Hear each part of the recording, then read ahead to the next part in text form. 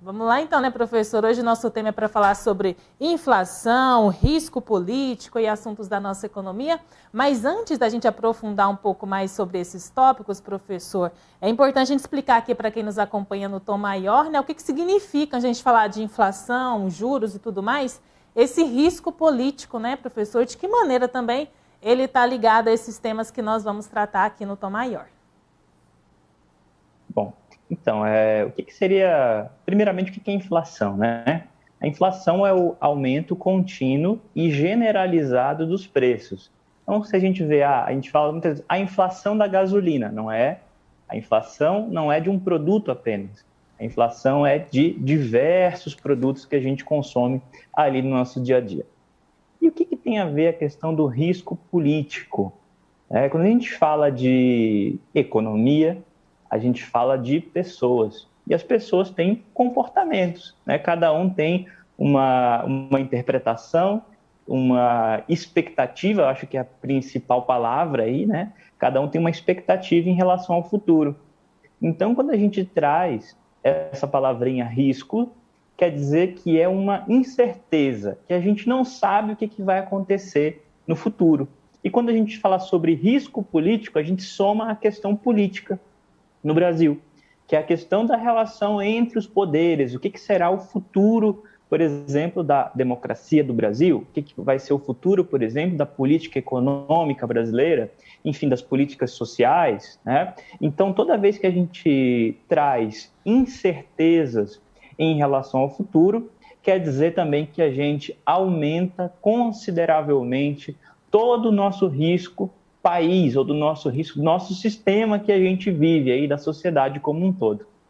Tá certo, professor. O senhor falou aí sobre a crise institucional, né? O cenário, então, seria esse, crise institucional, a gente está vivendo isso. Se o país estivesse numa situação institucional mais tranquila, a expectativa seria diferente, professor, no caso de uma recuperação, né, da economia, da atividade econômica, com o avanço da vacinação. A gente pode avaliar isso, que essa crise institucional está impactando diretamente no cenário da nossa economia? Sim. De que maneira ela vai impactar? Primeiramente, vamos imaginar a seguinte situação. Se a gente fosse um investidor, se a gente fosse colocar o nosso dinheiro ali do nosso trabalho, do nosso investimento, em algum local para obter renda, né? Que é isso que o investimento ele tem como origem, né? No seu conceito isso, né? Vou colocar o meu dinheiro para obter renda em relação àquilo. Pode ser via, por exemplo, o mercado financeiro, né? Uma aplicação financeira, ou pode ser via também geração de emprego, criar uma empresa. Então, toda vez que eu tenho esse risco político no Brasil, um risco institucional, eu deixo qualquer tipo de investidor, tanto pessoas físicas, quanto empresas, pessoas jurídicas, tá? Elas com muita dúvida se é o melhor momento para ela colocar o dinheiro no Brasil ou em alguma atividade, por exemplo, uma expansão de uma fábrica, uma abertura de uma nova empresa, de um novo negócio. No caso do mercado de capitais, por exemplo, o que está acontecendo hoje com a Bolsa no Brasil? A Bolsa está tendo uma saída de capital. Por quê? Como a gente está tendo muita oscilação, a gente não sabe o que vai acontecer no futuro do Brasil, as pessoas, os investidores, deixam de investir na Bolsa e gradativamente ela vai perdendo valor. Né? Tem menos procura, ela vai perdendo valor. Na Bolsa a gente fala que ela vai perdendo pontos, né? Ela vai perdendo pontos de investimento. Então, acontece que essa crise como um todo, né?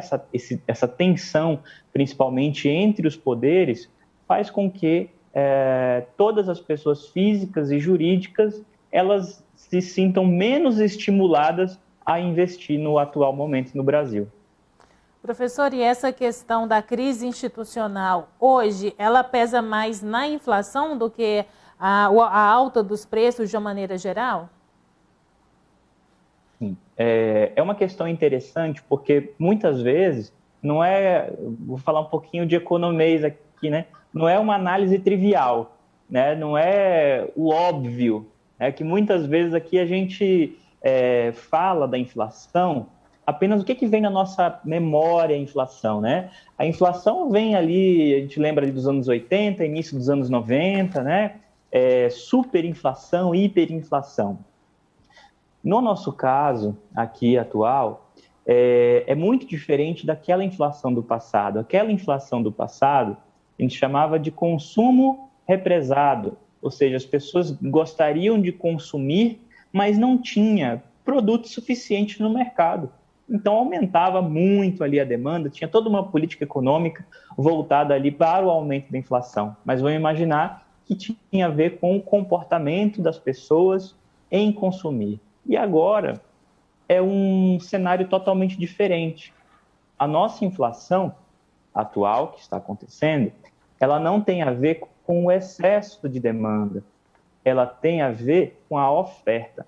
O que quer dizer isso? É o lado da economia, né, dentro do equilíbrio econômico, é o lado da economia que tem a ver com as empresas. O que as empresas estão produzindo, vendendo dentro do mercado. E hoje a gente tem o quê? Uma taxa de câmbio com um real muito desvalorizado, o que todo produto importado ele fica mais caro. Assim, poxa, Luiz, mas eu consumo produto importado em casa? Sim, em todo momento. No nosso dia a dia, por exemplo, o nosso pão francês, ele usa farinha de trigo, que pode vir da Europa, pode vir do Canadá, pode vir da Argentina, porque a nossa produção de trigo aqui ainda é insuficiente. E em vários produtos são importados. Por outro lado, a gente também tem esse fator cambial, que ele diz assim, olha, se está ruim para importar, está muito bom para exportar. E o nosso mercado interno, ele fica desabastecido. Ou seja, a gente tem que pagar o preço em dólar, né, para poder uma empresa mandar o nosso produto aqui para dentro do nosso mercado. É o que está acontecendo com o mercado de carne, por exemplo. Né? E outros fatores também acontecem desse lado da oferta. Estou me estendendo um pouquinho mais, porque, por exemplo, agora a gente tem as quebras de safra. Teve geada, teve também a seca, né? A crise hídrica, e isso vai fazendo com que a produção de alimentos e de grãos também fique mais escassa. Né? Tem menos milho, por exemplo, no mercado, menos soja no mercado. Os preços, eles aumentam. E aí, automaticamente, toda essa cadeia fica com o seu preço aumentado. Professor, falando então sobre essa relação da inflação e da oferta, né? Os especialistas já avaliam, né, que o Banco Central pode então acelerar esse ritmo de alta da taxa de juros também, né, devido ao aumento dessas pressões inflacionárias, também um risco maior de risco fiscal, risco político maior. Os juros tiveram uma alta forte na semana passada, né, após a divulgação dos novos dados da inflação. Qual que é a situação neste momento, o professor, em relação a essa alta dos juros? Por que esse cenário? Aí é uma questão interessante. Hoje a gente está mais filosófico, vamos colocar assim, né? Discutindo assim, conceitos. Né? É um conceito importante para a gente colocar o nosso público também para refletir. Quando a gente criou o Plano Real, lá nos anos 90, né, 94, 95, a gente tinha um tipo de inflação que eu comentei, que era a inflação de demanda. E como essa inflação ela é controlada? Com o aumento da taxa de juros. Porque quando você aumenta os juros, automaticamente você diz assim, olha, o preço do dinheiro está mais caro.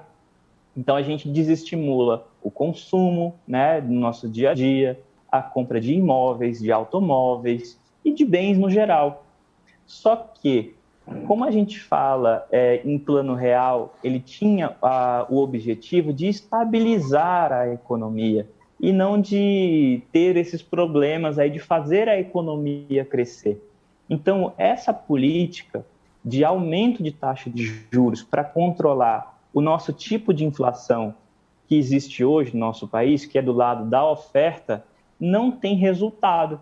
Aliás, é um resultado ruim, é um resultado negativo. Por quê? Você pode ver que está tendo um aumento da taxa de juros e não está tendo uma diminuição da inflação. A taxa de juros ela tem uma tendência ainda de aumentar ainda mais, mas ela não vai conter a inflação. Toda vez que eu coloco taxa de juros maiores, eu estou puxando o freio de mão um pouquinho mais da economia. Então, a gente precisa de crescimento econômico e não de botar a economia para parar, para ser freada. Então, a ideia é justamente essa, é você tentar dar o remédio errado para um certo sintoma, para uma certa doença. Então, quando o Banco Central ele aumenta essa taxa de juros, ele está fazendo uma política equivocada e obsoleta, que nenhum outro país faz com esse objetivo atualmente no mundo. Professor, então, já que acelerar o ritmo da elevação da taxa de juros, né, não traz um resultado eficaz, não é uma política que vai dar certo, por que ainda o Banco Central insiste nessa política? Não teria outra alternativa? Uma outra alternativa que está sendo discutida, mas, porém, isso vai ser muito mais debatida no próximo ano, é a quebra do teto de gastos. Porque hoje o Brasil ele se encontra de mãos atadas com o teto de gastos. Por quê? A gente não pode mais investir na economia. Qual que é a solução para a inflação? A solução para a inflação é investimento, é criação de emprego, criação de renda. No nosso caso aqui, é criação de infraestrutura no Brasil, que é necessário. Vários investimentos. Só que hoje, o nosso país, ele se encontra numa situação de déficit fiscal. Ou seja, ele está gastando mais do que ele ganha. E aí não sobra margem para grandes investimentos. Então, o que vai ser muito discutido nas próximas eleições, provavelmente é o fim do teto de gastos. Isso vai ficar numa pauta presente e, com certeza, em mais programas aqui no Tom Maior, aqui na Sagres, a gente vai debater muito mais a fundo, porque vai ser algo que vai despertar muito o interesse de toda a sociedade para poder discutir. Então, qual que é o antídoto para a inflação? É o investimento, é a geração de emprego, é a geração de renda, é a geração de novos postos de trabalho para fazer a economia girar. Porque a inflação, ela não é algo que é natural da economia. A gente diz que ela é uma distorção da economia, é algo que não deveria existir. E quando ela existe, é como se fosse a febre em alguém. Não é uma doença, mas é um sintoma de alerta, é um sintoma grave. Professor, o senhor falou da expectativa, então, de uma alternativa do teto de gastos, né, para discutir isso nas eleições futuras. Mas, atualmente, se o governo fizer isso, né, furar, por exemplo, o teto de gastos, isso, então, poderia aumentar esse risco fiscal, risco político e não ia trazer mais consequências para essa situação, não iria piorar? Tem um plano, né, por isso que tem que ser discutido, vamos colocar assim, de cabeça fria, né? Sem aquele calor político, mas sim com uma pegada mais técnica, porque atualmente se quebra-se, se há uma quebra, né, do teto de gasto, a gente tem um crime de responsabilidade. A gente teria que fazer uma reforma, botar uma nova legislação para poder abarcar, vamos colocar assim, um novo plano econômico. Porque a gente já deu sintomas que o atual plano econômico, que quer dizer o quê? O que quer dizer esse atual plano econômico? Quer dizer o quê? A balança comercial positiva, taxa de inflação controlada e política de juros para conter a inflação. Esse tripé econômico, ele já não está funcionando mais. Se a gente precisa de recuperação econômica, a gente precisa de aumento do investimento, aumento do gasto do governo para poder fazer a máquina girar. Um grande exemplo disso foi durante agora a pandemia, o auxílio emergencial. A gente teve uma queda menor no nosso PIB porque o governo dispôs de capital para apoiar as pessoas e, a partir daí, gerou mais movimentação econômica, gerou mais gasto dentro do comércio e aí, automaticamente, empregos que poderiam ser perdidos, eles foram mantidos. Em alguns setores, foram até gerados mais empregos. Estamos conversando aqui no Tom Maior com o especialista em economia, professor Luiz Carlos Ungarato, nosso parceiro, falando sobre economia, inflação, risco fiscal, risco político. Professor, a inflação está se mantendo, né, acima do previsto Isso deve se sustentar até o próximo ano? Qual que é a previsão do mercado? Sim, deve se sustentar ainda até o final desse ano, tá? O ano de 2021, aqui os últimos meses, eles vão continuar com uma inflação, porém o mercado ele prevê que para o próximo ano não haja uma inflação tão grande em termos, vamos colocar assim. A nossa inflação nos últimos 12 meses ela está quase batendo 10%. 10%, uma inflação de 2 dígitos para o Brasil, num período de pandemia, é um absurdo, vamos colocar assim. A gente não teria que estar tendo esse tipo de desafio econômico, de tipo de problema econômico. Então, espera-se que no próximo ano volte-se para o teto da meta. Cerca de 5% seria a expectativa aí para 2022. Porém, como há esse risco político, essa tensão política, a gente não tem como dar uma previsão muito concreta sobre o próximo ano, por se tratar também de um ano de eleição. A tendência é que haja um pacote aí de bondades do governo. Então, provavelmente, vamos ver se vai ter aí um pacote de estímulo econômico, porque a economia, pegando a história, tá, do nosso país aí nos últimos 50 anos, e se a gente quiser pegar aí nos últimos 80 anos, o que elege um presidente e os governadores e prefeitos é a economia ali, daquele atual momento do país. Professor, e especialistas também, né, já apostam que o Banco Central tem que ser mais duro nessas próximas decisões, aumentar ainda mais essa taxa de juros. A gente pode chegar no final do ano com a taxa Selic, na avaliação do senhor, em qual patamar? A tendência, então, é essa que só vai continuar combatendo a inflação com esse aumento da taxa de juros? O que o mercado fala hoje é uma taxa de juros cerca de 8,5% no final do ano. É uma taxa de juros elevada em relação ao momento do Brasil, porém, vai haver nos próximos meses, talvez no próximo ano também, um aumento de taxas de juros dos Estados Unidos, o que também nos obriga a aumentar ainda mais a nossa taxa de juros. Mas é um tema um pouquinho mais complexo, que de repente a gente precisaria ter uma nova conversa, que aí entra na questão das taxas de juros internacionais. Como é que isso pode afetar o nosso mercado? E aí usa toda uma base teórica aí que a gente construiu um pouquinho diferente, mas a tendência é essa, de aumentando a taxa de inflação, aumentar aí cada vez mais a taxa de juros até estancar. O problema é que, aumentando a taxa de juros, a gente tem um risco de travar a economia do Brasil, como já se esperado também um crescimento, cerca de 1,5% do PIB, que é um crescimento muito pequeno para um país como o Brasil. Vamos deixar essa questão, então, dos juros internacionais para a próxima, né, professor? Vamos falar, então, também do estímulo fiscal, professor, nesse processo todo, né? Qual que é a ligação desse estímulo fiscal com os juros, com a inflação? Bom, a questão esse estímulo, né, vamos pensar assim, vou tentar falar de uma maneira bem acessível, né? Existe a taxa de juros, ela é um estímulo para você empreender.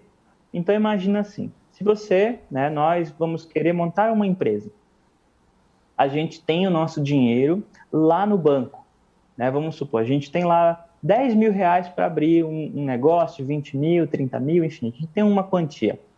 Só que a taxa de juros, vamos supor que a gente entra naquele patamar lá dos 8% ao ano, 8,5% ao ano. O nosso negócio, ele deveria dar um lucro acima da taxa de juros. Ele teria que ter um lucro acima dos 8, 8,5%, indo para 9, 10, 12% de lucro para valer a pena. Então, toda vez que a gente chama isso de custo de oportunidades dentro da economia, para quem tiver interesse de pesquisar um pouquinho mais sobre economia aí na internet, nos livros, a teoria se chama eficiência marginal do capital. Mas o que quer dizer? Que a gente tem que sempre botar dinheiro aonde o dinheiro vai render mais. Se a taxa de juros está muito alta, eu vou guardar o dinheiro no banco e receber juros sem trabalhar. Então, isso gera menos emprego. Por outro lado, se a taxa de juros está baixa, eu não vai valer muito a pena deixar esse dinheiro parado lá no banco. Então, isso é um estímulo ao empreendedorismo, é um estímulo à geração de emprego e criação de empresas, né, em geral. Então, essa teoria de estímulo fiscal quer dizer justamente isso. Quanto maior é a taxa de juros, menor é o estímulo ao empreendedorismo, à expansão das empresas. Tá, professor, mas me tira uma dúvida, então, neste momento, com essa taxa de juros, com a expectativa, né, de elevação até o final do ano. O empresário, o empreendedor que está precisando de um crédito, só aconselha a contratar? Tem outra alternativa?